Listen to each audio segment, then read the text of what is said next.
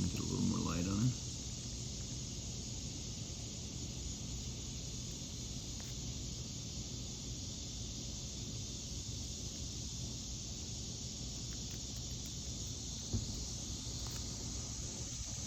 Totally not afraid.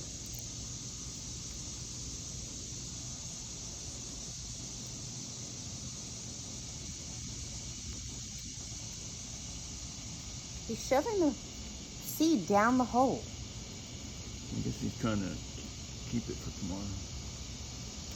He's trying to break it open, maybe. There's plenty of smaller ones over there.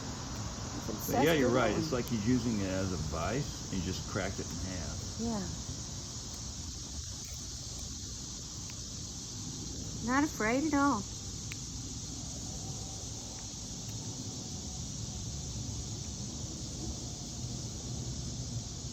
He'll peck you too. Don't get too close.